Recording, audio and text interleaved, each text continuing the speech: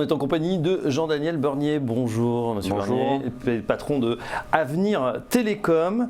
Avenir Télécom, le groupe Avenir Télécom, concepteur et distributeur de smartphones, d'accessoires commercialisés sous la marque Energizer, avec une distribution dans plus de 40 pays et bien une situation compliquée mais qui est en voie de redressement.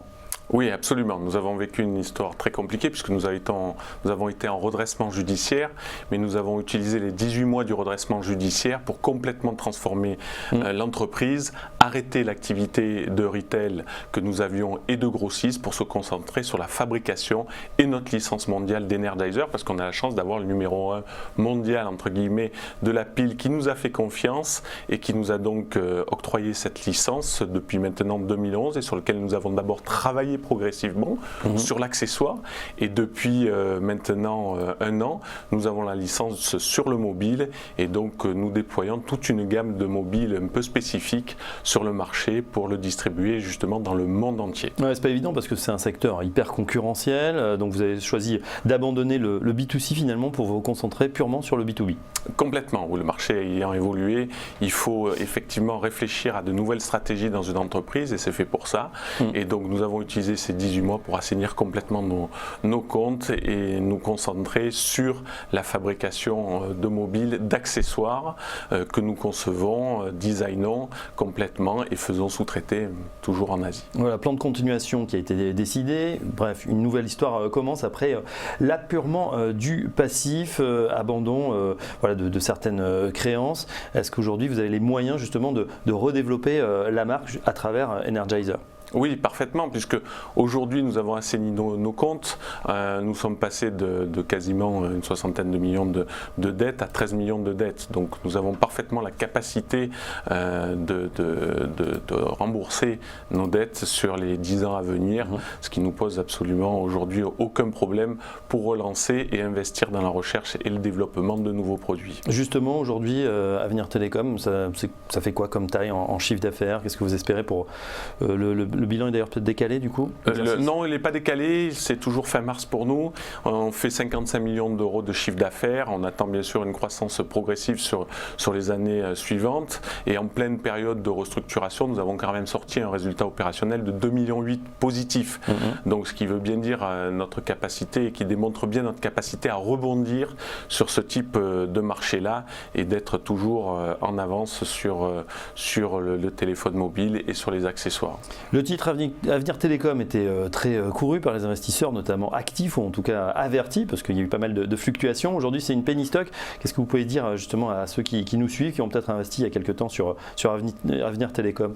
Ben justement, on va avoir des belles opportunités de croissance qui gardent surtout leurs titres, qui réinvestissent parce que nous avons un potentiel de développement dans le téléphone mobile et l'accessoire qui est absolument colossal. C'est un marché qui continue à être en croissance sur le plan mondial.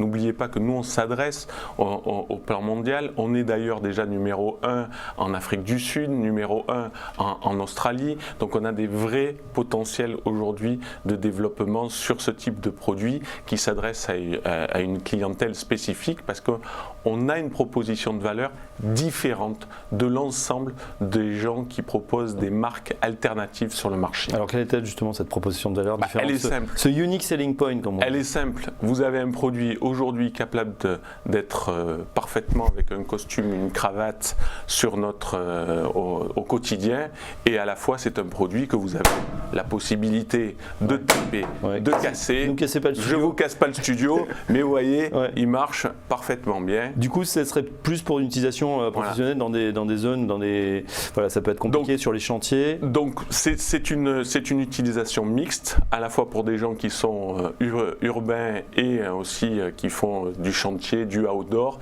Donc, c'est vraiment le produit destiné à ce type de clientèle-là. C'est un produit aussi qui a une vraie valeur ajoutée en termes d'autonomie, parce que là où l'ensemble des autres mobiles alternatifs proposent des batteries qui sont de 2-3 000 mAh, c'est-à-dire une autonomie extrêmement faible, nous on a des propositions de valeur qui vont de 50% à 100% de plus, c'est-à-dire vous doublez votre autonomie par rapport à tous ces ensembles de ces smartphones en ayant une taille très contenue et un poids très contenu. Voilà. C'est ça la proposition de valeur. Nous sommes dans l'ADN de la marque energizer complètement sur le plan mondial.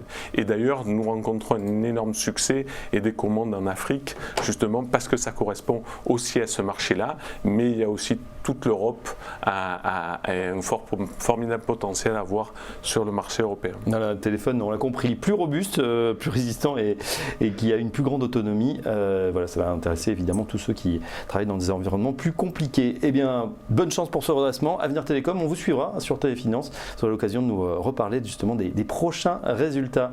Merci Jean-Daniel Bernier. Je rappelle que vous êtes PDG d'Avenir Télécom. Merci beaucoup. Dans un instant, à la suite, on s'intéresse aux Market Movers.